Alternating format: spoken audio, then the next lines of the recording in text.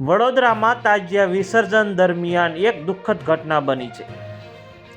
ફતેપુર વિસ્તારમાં આવેલા સરરિયા તળાવમાં 16 વર્ષના કિશોરનું પાણીમાં ડૂબી જતા દુઃખદ ઘટના મોત નીપજ્યું છે.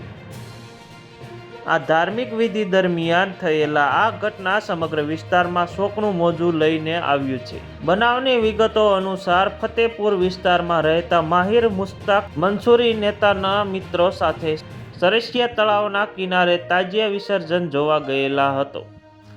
અચાનક જ તેનો પગ લપસ્યો અને તે તળાવમાં પડી ગયો હતો.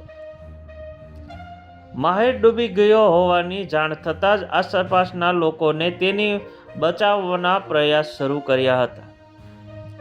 ઘટનાની જાણ થતાં ફાયર બ્રિગેડ ટીમ તાત્કાલિક ઘટના સ્થળે પહોંચી અને શોધખોળ શરૂ કરી હતી.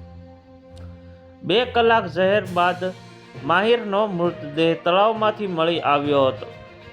તે તાજિયાના વાંસ અને અન્ય સામગ્રી ફસાઈ ગયો હોવાથી ડૂબી ગયો હતો. માહિરના માતા-પિતા અને પરિવારનો ઘટના સ્થળે દોડી આવ્યા હતા. પોતાના દીકરાના અકાળે થયેલા નિધન તેઓ આઘાતમાં સરી પડ્યા હતા.